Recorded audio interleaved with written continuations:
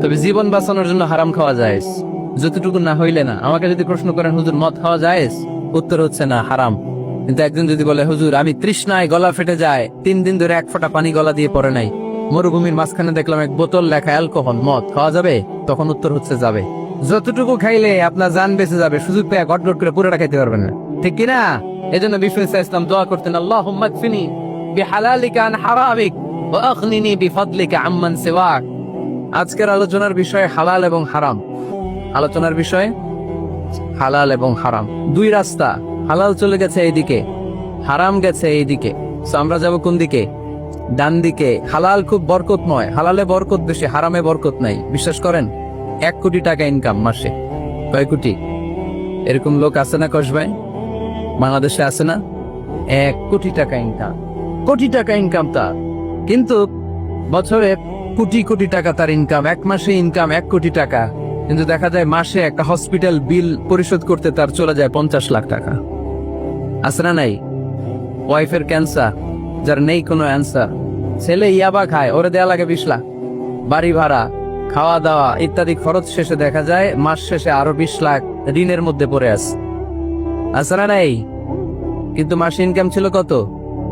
1 কোটি। কিন্তু মাস শেষে দেখা যায় 20 লক্ষ টাকা ঋণের বোঝায় চাপা পড়ে আছে। আর রিক্সাওয়ালা, ওর বেতন নাই, যা পারে ইনকাম করে প্রতিদিন। মাসে অন এন অ্যাভারেজ তার ইনকাম 5,000। কয় হাজার? 1,000 চলে যায় ওর যে সুপ্রির বেড়া, ওই বাড়ির ভাড়া দিতে। 1,000 চলে যায় ওর খাওয়া, 1,000 চলে যায় চিকিৎসা, 1,000 চলে যায় ছেলেমেয়েদের পড়াশোনা, আনুষঙ্গিক আরো 500, মাস শেষে আরো থেকে যায় 500। 1 কোটি টাকা ইনকাম করেও 20 লক্ষ টাকা ঋণের বোঝায় চাপা পড়ে আছে। আর 5,000 টাকা ইনকাম, মাস শেষে কত থাকে? 500। কারণ ওর পুরো ইনকামটাই হালাল। ওর পুরো ইনকামটা কি? আর হালালে বরকত ঢুকায় দিছে কে? হারামে কোনো বরকত আছে? আওয়াজ করে বলেন তো, গরু খাওয়া হালাল না হারাম? কুকুর খাওয়া? কুরবানিতে কি জবাই হয়? সুন্নতে খাতনার অনুষ্ঠানে, বিয়ের অনুষ্ঠানে, প্রতিদিন কসাইয়ের দোকানে, কোথাও কুকুর জবাই হয়? গরু বা গাভী বছরে বাচ্চা দেয় কয়টা? একটা। আর কুকুর দেয় কয়টা? 7টা, 10টা, 11টা। জন্ম নিয়ন্ত্রণ নাই তো, দেদারসে দিচ্ছে, ফ্যামিলি প্ল্যানিং নাই তো। দেখেন, গরু বাচ্চা দিল কম, কুকুর বাচ্চা দিল বেশি। গরু জবাই হয় বেশি, কুকুর জবাই হয় না। গরু আমরা খাই বেশি, কুকুর খাই না। তারপরেও কসবায় গরু বেশি না কুকুর বেশি? আওয়াজ করে বলতে হবে, গরু না কুকুর? কারণ গরু খাওয়া হালাল, আর হালালে বরকত ঢুকায় দিছে কে? এজন্য দ্য ডিসিশন ইজ ইয়োরস। সিদ্ধান্ত আপনার। কই যাবেন, ডানে না বায়ে? হালালের সাথে না হারামের সাথে? হালালটা হচ্ছে পরিবেশ বান্ধব। হালালটা কি? Eco friendly. এটা পরিবেশ বান্ধব, এটা স্বাস্থ্যকর, এটা রুচিসম্মত, এটার মধ্যে কোনো ঝামেলা নাই, এটাতে কোনো ভেজাল নাই। হালালে থাকলেই লাভ, যদিও অল্প। সুবহানাল্লাহ পড়েন। এজন্য রাব্বুল আলামিন বলেন, ইয়া আইয়ুহান নাসু কুলু মিম্মা ফিল আরদি হালালান তাইয়্যিবা ওয়া লা তাত্তাবিউ খুতুওয়াতিশ শাইতান ইন্নাহু লাকুম আদুউম মুবিন। ও মানুষেরা, শোনো শোনো, এই জমিনের ভেতরে যেটাকে আমি হালাল করেছি, যেটাকে আমি পবিত্র করেছি, ওইটা খাও, ওইটা গ্রহণ করো। হারাম খেও না, হারাম অর্জন করো না, হারামের কাছেও যেও না। শয়তানের পদাঙ্ক অনুসরণ করো না। জেনে রেখো, শয়তান হলো তোমাদের প্রকাশ্য দুশমন। ঠিক কিনা? আদুউম মুবিন। শয়তান আমাদের প্রকাশ্য দুশমন। সে হারামকে আমাদের কাছে চাকচিক্যময় করে তোলে। সে বুঝাতে চায় হারামের মধ্যে আরাম। আসলে হারামে আরাম আছে, হালালের মধ্যে বরকত। এজন্য আমরা সবসময় হালাল অবলম্বন করবো। রাজি আছেন তো? কিন্তু আমরা যদি আমাদেরকে প্রশ্ন করি, আমাদের ব্যবসায়, আমাদের চাকরিতে, আমাদের লাইফ লিডিং সিস্টেমে আমরা কি শুধু হালাল খাই? হালালও খাই, সুযোগ পাইলে একটু যদি পাই অমনি ধরে ঘাপুস ঘুপুস। সুযোগ পাইলেই কি ঘাপুস ঘুপুস?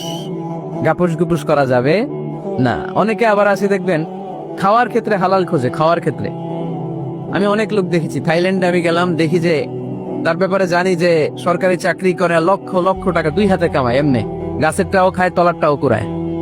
আছে না নাই? তো ইচ্ছে মতো ডানে বাই ইনকাম করে, হালাল হারাম দুইটাই খায়। কিন্তু থাইল্যান্ডে যে হালাল খাবার পুষতেছে, কি বুঝতেছে?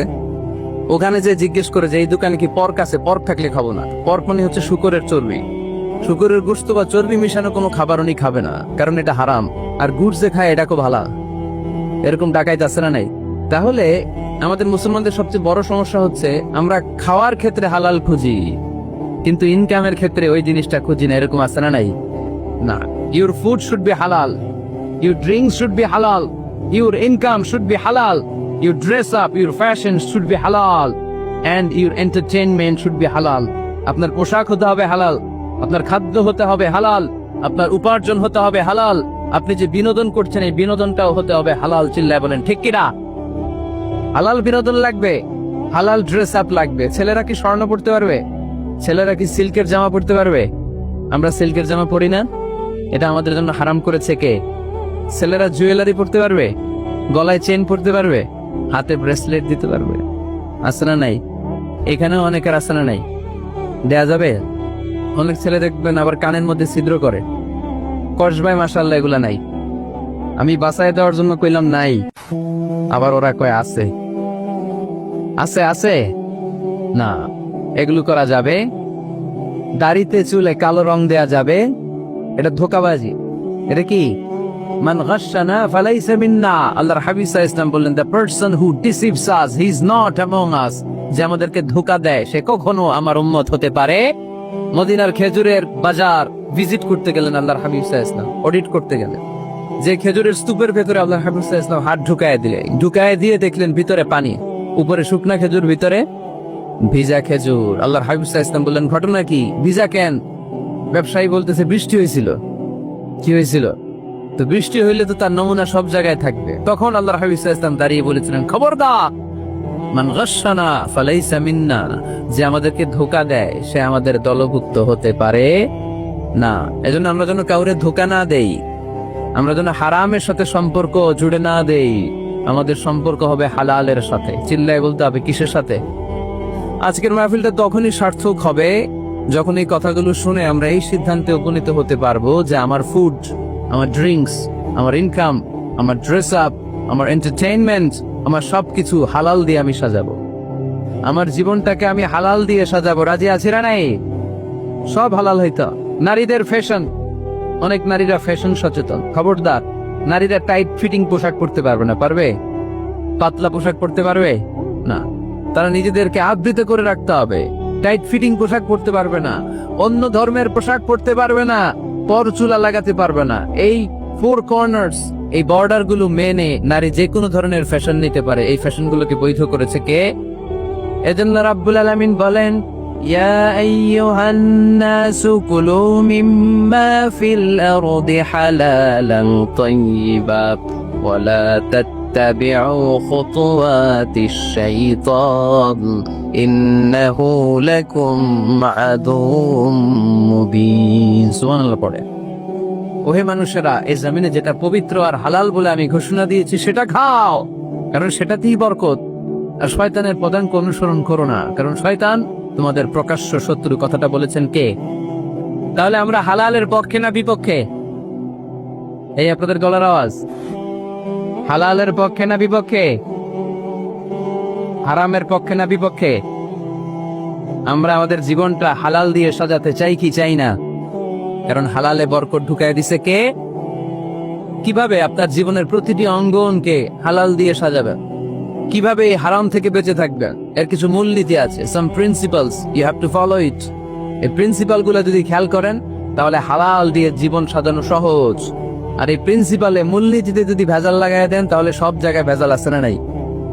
আজকে এই চমৎকার দুপুরে আমরা হালাল হারামের মূলনীতির ব্যাপারে কয়েকটি কথা শুনে বিদায় নিব ইনশাআল্লাহ। পরে হালাল এবং হারামের প্রথম মূলনীতি হচ্ছে আল আসলু ফিল আশিয়াই আল ইবাহা। মূলত সব কিছু পৃথিবীতে যা দেখি, যা পাওয়া যায়, খাবার দাবার যাই হোক না কেন, মৌলিকভাবে সবকিছু হালাল। যুবক ছেলেরা বুঝে যাও, কান দুটো খরগোশের কানের মতো খাড়া কর। আমি সহজ করে বুঝাবার চেষ্টা করব, যদিও সহজ করে বুঝানো সহজ না। সহজ করে কইতে আমায় কহজে, সহজ করে যায় না কওয়া সহজে, ঠিক কিনা? তারপর আমি চেষ্টা করছি সহজ করে বুঝানোর। খুব সহজ। আর দিন ও ইউসরুন লা উসরা ফি, দিন সহজ, এর মধ্যে কাঠিন্যতা নাই। মন জয় করার 4টা বাক্য আল্লাহর হাবিব সাল্লাল্লাহু আলাইহি ওয়াসাল্লাম আমাদেরকে শিখিয়ে গিয়েছেন। বাশিরু ওয়ালা তুনাফিরু, ইয়াসসিরু ওয়ালা তুআসসিরু। সহজ করে উপস্থাপন করো, কঠিন করো না। মানুষকে দিনের প্রতি আকৃষ্ট করো, দিন থেকে ভাগিয়ে দিও না। আমরা অনেকে দিন থেকে ভাগায় দেই, আছে না নাই? এক ছেলে হিন্দু হইছে, হিন্দু থেকে মুসলমান হইছে, আগে ছিল হিন্দু, এখন দেখে এই ছেলেরে কি সুন্নি মুসলমান বানাবে, না ওয়াহাবি বানাবে, না আহলে হাদিস বানাবে, না হানাফি বানাবে, এই নিয়ে কিলাকিলি, আছে না নাই? কি বিপদ! সে আগে হিন্দু আসছিলাম, এটাই তো ভালো আসছিল। মুসলমান হওয়ার পরে এর ভয় দেখানো শুরু করছে, এই খবরদার, নামাজ রোজা যাকাত হজ সব লাগবে, হারাম খাওয়া যাবে না, এটা নাই ইসলামে, এটা নাই, ওইটা নাই, ওইটা নাই, হিন্দু কে দিলে আমিও নাই। এরকম হয় না? খবরদার, আল্লাহ ছাড় দিতে চায়, মৌলবীরা ছাড় দেয় না, আছে না নাই?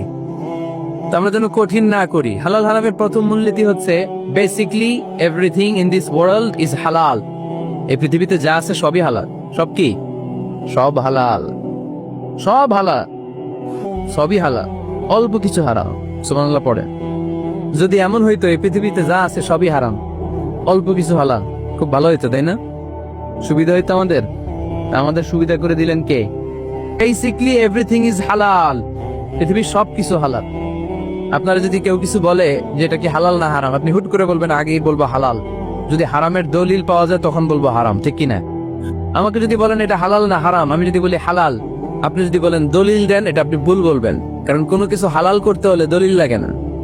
কোনো কিছুকে হালাল বলে সাব্যস্ত করতে দলিল লাগে না। হারাম বলে যদি সাব্যস্ত করতে চান তখন দলিল লাগবে, তাও তেনা পেছানো দলিল দিয়ে হবে না, যেন তেন দলিল দিয়ে হবে। অকাট্য দলিল, এটাকে বলে আল আদিল্লা আল কাতঈয়া। অকাট্য দলিল লাগে কোনো জিনিসকে হারাম সাব্যস্ত করতে হলে। তাহলে এই যে আমাদের জন্য আল্লাহ সহজ করে দিলেন, সবকিছু বেসিকলি হালাল, যতক্ষণ না এটা হারাম হওয়ার ব্যাপারে দলিল পাওয়া যায়। এজন্য হারাম হারাম জিকির না করে জিকিরটা চেঞ্জ করে করতে হবে হালাল হালাল। কথা বলেন ঠিক কিনা? জিকির 2 ধরনের আছে। জিকির কয় ধরনের? একটা জিকির হচ্ছে হারাম হারাম হারাম, একদলের কাছে সবই হারাম। একটা সময় এদেশের কিছু আলেম সমাজ ইংরেজিকে হারাম বলতো, ইংরেজি শিক্ষা করাকে কি বলতো? সময়ের বিবর্তনে এটা এখন হালাল। এখন এটা কি? হালাল। একটা সময়ে আলেম সমাজের কিছু অংশ রাজনীতি করাকে হারাম বলতো। কথা কি বুঝতেছেন? এখন এটা কি? হালাল হয়ে গেছে। ইসলামী ব্যাংকিং কে হারাম বলতো একটা সময়, যে না কোনো ফিনান্সিয়াল ট্রানজাকশন এই সিস্টেমে ব্যাংকিং এটা ইসলামে জায়েজ না, এটা হারাম হারাম, কারণ ওদের জিকির কি? কথা কয় না। হারাম হারাম হচ্ছে এদের জিকির। একটা সময় ইসলামিক ব্যাংকিং হারাম ছিল, এখন এটা কি হয়ে গেছে? তার মানে এখনো অনেক কিছু এদের কাছে হারাম। সময়ের বিবর্তনে, কালের আবর্তনে এদের মুখ দিয়ে এগুলো একদিন হালাল হয়ে বের হবে। চিল্লায় বলেন ঠিক কি না? এজন্য এই পৃথিবীর সবকিছু মূলত হালাল, যতক্ষণ না হারাম হওয়ার ব্যাপারে দলিল না পাওয়া যায়। হারাম করতে হলে দলিল লাগে, হালাল বানানোর জন্য দলিল লাগে না। আবার যেন তেন কোনো দলিল দিয়ে, ঠুনকো কোনো দলিল দিয়ে কোনো জিনিসকে হারাম করা যায় না। হারাম করতে হলে অকাট্য দলিলের প্রয়োজন হয়। কথা বুঝতে পেরেছেন? প্রথম মূলনীতি ক্লিয়ার সবার কাছে? আল্লাহর হাবিব সাল্লাল্লাহু আলাইহি ওয়াসাল্লাম বলতেন হালাকাল মুতানাত্তিউন, যারা মুতানাত্তিউন তাদের ধ্বংস, তাদের উপর আল্লাহ লানাত। সাহাবারা বললেন ইয়া রাসূলুল্লাহ, ইয়া হাবিবাল্লাহ, মান হুমুল মুতানাত্তিউন? মুতানাত্তিউন কারা, যাদের উপর আপনি লানত দিলেন, যাদের ধ্বংসের কথা বললেন? বিশ্বনবী বললেন আল্লাহর দেয়া হালাল বিষয়কে যারা সমাজের মধ্যে হারাম বলে প্রচার করে তারাই হলো সমাজের মুতানাত্তিউন। নাউজুবিল্লাহ পড়ুন। قل من حرم زينة الله التي أخرج لعباده والطيبات من الرزق।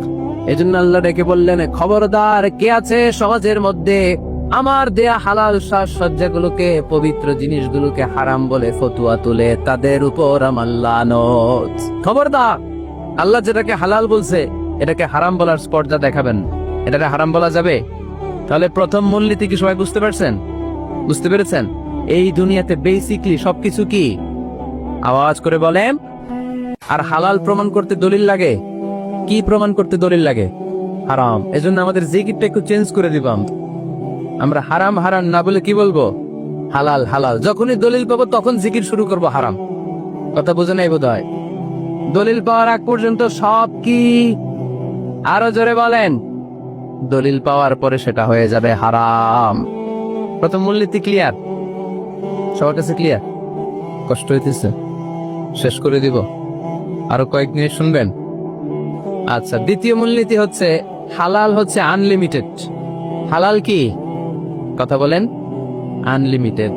আর হারাম হচ্ছে লিমিটেড। হারাম হচ্ছে সসীম, হালাল হচ্ছে অসীম। হালাল গুণে শেষ করা যায় না, কিন্তু হারাম গুণে শেষ করা যায়।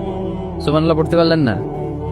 যদি এমন হইতো হারাম আনলিমিটেড, সবই হারাম, আর হালাল হচ্ছে লিমিটেড, হালাল গুণা যায়, এমন যদি হইতো আমাদের জন্য কঠিন হয়ে যেত না? আমাদের জন্য এটাকে সহজ করে দিলেন কে? দেখেন কোরআনে যত জায়গায় আল্লাহ হালালের ঘোষণা দিয়েছেন, আল্লাহ ব্যাপক ভাবে দিয়েছেন। আল্লাহ বলেছেন উহিল্লা লাকুম বাহিমাতুল আনআম, এই পৃথিবীতে যত গবাদি পশু আছে সব খাওয়া হালাল, ইল্লা মা ইউকলা আলাইকুম, তবে হাতে গোনা অল্প কয়েকটা ছাড়া, যেগুলো এখনই তোমাদেরকে তেলাওয়াত করে শোনানো হবে। পড়েন সুবহানাল্লাহ। আবার আল্লাহ বললেন উহিল্লা লাকুম সাইদুল বাহরি ওয়া তাআমু, সাগরের মধ্যে যত প্রাণী পাওয়া যায়, মাছ পাওয়া যায়, কাঁকড়া পাওয়া যায়, সব খাওয়াকে হালাল করে দিলেন কে? সাগরে যত ধরনের প্রাণী আছে, কাঁকড়া বলেন, তিমি বলেন, যা বলেন, সব হালাল, হাতে কোনো অল্প কয়েকটা ছাড়া। সুবহানাল্লাহ পড়েন। তার মানে যখনই আল্লাহ তাআলা হালালের ঘোষণা দেন, আল্লাহ তাআলা এটাকে ব্যাপকভাবে ঘোষণা দেন। আর যখনই আল্লাহ হারামের ঘোষণা দেন কোরআনের ভেতরে, তখন আল্লাহ গুনে গুনে দেন। কিভাবে দেন? হুররিমাত আলাইকুমুল মাইতাতু ওয়াদ-দামু ওয়া লাহমুল খিনজির ওয়া মা উহিল্লা লিগাইরিল্লাহি বিহি ওয়াল মুনখানিকাতু ওয়াল মাওখুযাতু ওয়াল মুতারাদ্দিয়াতু ওয়ান নাতিহা, গুনে গুনে দিয়েছেন। সুবহানাল্লাহ পড়েন। যখন আল্লাহ বললেন হালাল, তখন বললেন চার পাওয়ালা যত জন্তু আছে হালাল, অল্প কয়েকটা ছাড়া। যখন ঘোষণা দিলেন হালালের, আল্লাহ বললেন সাগরের ভেতরে যত প্রাণী পাওয়া যায় সব খাওয়া হালাল, অল্প কয়েকটা ছাড়া। কিন্তু হারামের ঘোষণা যখন আল্লাহ কোরআনে দিলেন, তখন ব্যাপকভাবে দেয় নাই, গুনে গুনে দিছেন। রক্ত খাওয়া হারাম, মরা প্রাণী খাওয়া হারাম, শূকর খাওয়া হারাম, আল্লাহর নাম ছাড়া অন্য কোন নামে বলি দেওয়া হয়েছে এরকম প্রাণী খাওয়া হারাম, সিংহের গুতা খায় কোনো প্রাণী মারা গেছে ওইটা হারাম। এরকম গুনে গুনে অল্প কয়েকটা হারাম, বাকি সব কিছুকে আমাদের জন্য হালাল করে দিয়েছে কে? আবার যদি আল্লাহরে জিজ্ঞেস করি আল্লাহ কাদেরকে বিয়ে করতে পারবো, আল্লাহ বলবে সবাইরে বিয়ে করবি। বাংলাদেশের নারীরা বিয়ে করা হালাল, পাকিস্তানের মেয়েদেরকে বিয়ে করা হালাল, সৌদি আরবের নারীদেরকে বিয়ে করা হালাল, এই বাংলাদেশের সিলেটের মেয়েদেরকে বিয়ে করা হালাল, ঢাকার মেয়েদেরকে বিয়ে করা হালাল, চট্টগ্রামের মেয়েদেরকে বিয়ে করা হালাল। হালালের কোনো শেষ নাই। সুবহানাল্লাহ পড়েন। কিন্তু যখন জিজ্ঞেস করলাম তাহলে কাকে কাকে বিয়ে করা হারাম, তখনই আল্লাহ গুনে গুনে 14 জনের নাম বলে দিলেন। পড়েন সুবহানাল্লাহ। হুররিমাত আলাইকুম উম্মাহাতুকুম ওয়া বানাতুকুম ওয়া আখাওয়াতুকুম ওয়া আম্মাতুকুম ওয়া খালাতুকুম ওয়া বানাতুল আখি ওয়া বানাতুল উখত। চিল্লায় পড়ে আল্লাহু আকবার। যখন হালাল, তখন ব্যাপকভাবে বললেন সব মেয়েদেরকে বিয়ে করতে পারো। মুসলিম যত নারী হয়, বাংলাদেশের হোক, পাকিস্তানের হোক, ইন্ডিয়ার হোক, গোটা বিশ্বের যে কোনো জায়গার মুসলিম নারী হলেই সেটা হালাল। কিন্তু হারাম কোনটা যখন জিজ্ঞেস করলাম, গুনে গুনে বললেন মাকে বিয়ে করা হারাম, নিজের কন্যাকে বিয়ে করা হারাম, বোনকে বিয়ে করা হারাম, ফুফিকে বিয়ে করা হারাম, খালাকে বিয়ে করা হারাম, ভাতিজিকে বিয়ে করা হারাম, নিজের ভাগ্নিকে বিয়ে করা হারাম। সুবহানাল্লাহ পড়বেন না? তাহলে সহজ না কঠিন? চিল্লায় বলেন। কি সহজ ইসলাম, কত সহজ। দাঁড়িয়ে নামাজ পড়া ফরজ, দাঁড়াতে পারতেছেন না, বসে পড়লেও কবুল করবে কে? অজু করে নামাজ পড়া কি? পানি নাই, তায়াম্মুম করে নামাজ পড়লে কবুল করবে কে? বিয়েতে মোহরানা দেওয়া কি? মোহরানা নাই। এক সাহাবী বললেন ইয়া রাসূলুল্লাহ বিয়ে করুন, মোহরানা আছে? না। কি আছে? এটা কিচ্ছু না। তো কিচ্ছু না থাকলে বিয়ে করবো কেমন? মোহরানা দেওয়া লাগবে না? কোরআন পারো? পারি। কয়টা সূরা? এতটা সূরা। এক নারীকে জিজ্ঞেস করলেন কোরআন পারো? বলে না, পারি না। আল্লাহর হাবিব সাল্লাল্লাহু আলাইহি ওয়াসাল্লাম দুইজনকে বিয়ে পড়ায় দিলেন। আর নারীকে বললেন মা তুমি কোরআন পারো না, কিন্তু তোমার স্বামী কোরআন পারে, তোমার স্বামী টাকা দিয়ে পয়সা দিয়ে তোমাকে মোহরানা দিবে, সামর্থ্য তার নাই, সে প্রতিদিন তোমার একটু একটু করে কোরআন শিখায় দিবে, এটাই মা তোর বিয়ের মোহর। সহজ না কঠিন? আর কোনদিন ইসলামকে কঠিন বলবেন? কেউ কঠিন বললে ওটা শুনবেন? আওয়াজ করে বলতে হবে ইসলাম কি কঠিন না সহজ? মাশাআল্লাহ। দুইটা মূলনীতি বুঝে গেছেন না? পৃথিবী সব হালাল যতক্ষণ না দলিল পাওয়া যায়। হালাল বলতে দলিল লাগে না, হারাম বলতে দলিল লাগে। 2 নাম্বার, হালাল আনলিমিটেড আর হারাম লিমিটেড। সহজ করে দিছে। সুবহানাল্লাহ পড়েন।